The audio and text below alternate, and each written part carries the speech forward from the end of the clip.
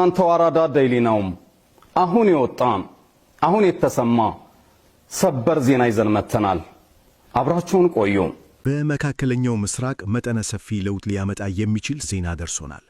አሜሪካና እስራኤል ዛሬ በፈጸሙት የጋራ ጥቃት የኢራኑ የበላይ መሪ አያቶላ አሊ ኻሜኔ መገደላቸውን የሚጠቁሙ ዘገባዎች እየወጡ ነው። ፕሬዝዳንት ዶናልድ ትራምፕ የኢራኑ የበላይ መሪ አሊ ኻሜኔ መገደላቸውን በይፋ አስታውቋል።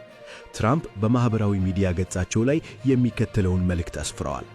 በታሪክ ውስጥ ካሉ እጅግ ክፉ ሰዎች አንዱ የሆነው ኻሜኔ ሞቷል። ይህም ለኢራን ሕዝብ ብቻ ሳይሆን በኻሜኔ እና በደም የተጠሙ የወሮበሎች ቡድኑ ለተገደሉና ለተቆረጡ ታላላቅ አሜሪካውያንና ለተለያዩ ሀገራት ዜጎች የተሰጠ ፍትህ ነው። የኛን እጅግ ዘመናዊ የመከታተያ ዘዴዎች ሊያመልጥ አልቻለም።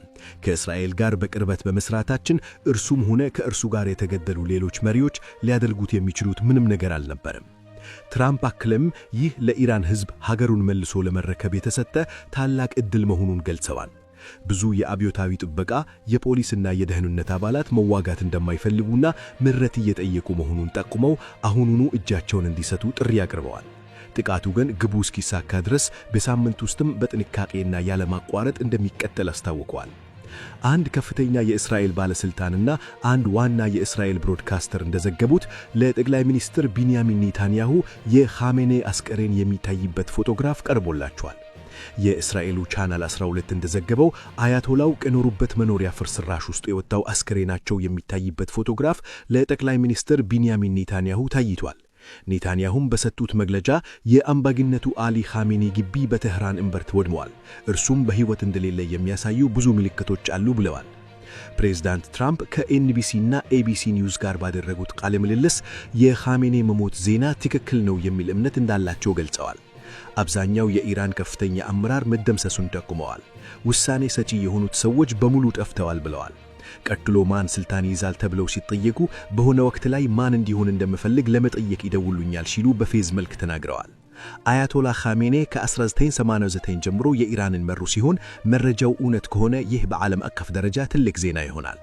የ86 ዓመቱ መሪ በመካከለኛው ምስራቅ ረጅም ጊዜ የገዙ አምባገነን ሲሆኑ ለበርካታ አስርት ዓመታት የኢራንን የውጭ ጉዳይ፣ ወታደራዊ ፖሊሲና የኒውክሊየር መርሃ ግብር በበላይነት ሲቆጣጠሩ ቆይተዋል። አንድ ከፍተኛ የእስራኤል ባለስልጣን እንደገለጹት እስካሁኑ ባለው የቦምብ ጥቃት ጉዳት ግምገማ መሰረት አያቶላ ኻሜኔ ሞተዋል ተብሎ ይታመናል። የጠቅላይ ሚኒስትር ቢንያሚን ኔታንያሁ የፖለቲካ ፓርቲ አባላትም መሪው መሞታቸውን መረጃ ደርሷቸዋል። ጠቅላይ ሚኒስትር ኔታንያሁ ዛሬ ቀደም ብለው ባደረጉት ንግግር ላይ አያቶላው ከእንግዲህ የሌለ የሚመስል ነበር ብለው በረቂቁ ደክሰው ነበር። ምንም እንኳን የኢራን መንግስት ሚዲያዎች ዜናውን የስነ ልብሶና ጦርነት በማለት ቢክዱም የእስራኤልና አሜሪካ መረጃዎች ግን የአገዛጁ መሪዎች መወገዳቸውን እያረጋገጡ ነው። አያቶላ ኻሜኔ ለዓመታት በካንሰር ሲሰቃዩ ነበር፣ ግን እርሳቸው ራሳቸው የአገዛጅ ተቋም ደረጃ ተደርገው ይተዋሰባሉ። ኻሜኔ የአገዛጁ የርዕዮተ ዓለምት አከርበንትና ለአሜሪካና ለእስራኤል የሚደረገውን የመቋቋም ትምስል ነበሩ። በአሁኑ ወቅት ኻሜኔ የሚኖሩበት ተብሎ የሚታሰበው ቤተ መንግሥት ላይ ጢስ ሲወጣ የሚታዩ ምሳሌዎች እየታዩ ነው። ምንም እንኳን ተተካይ መሪ መመደብ እቅድ ቢኖርም ቀጣዩ መሪም ልክ እንደ ኻሜኔ ጠንካራ ርዕዮተ ዓለም ያለው እንጂ ለድርጅት የሚመች ላይሆን ይችላል ብሎ ስጋት አለ። ፕሬዝዳንት ትራምፕ ስራችንን ስንጨርስ የኢራን ሕዝብ መንግስትን ስልጣን ይረከባል ብለዋል። ይህ ክተት በሁደት ውስጥ ትልቅ ምዕራፍ ተደርጎ ተወስዷል። በመካከለኛው ምስራቅ የተቀሰቀሰው ይህ ድንገታ ጥቃት በፍጥነት ወደ ክልላዊ ጦርነት እየተቀየረ ይመስላል። ውድ ቤተሰቦች ስላዳመጣችሁን እናመሰግናለን።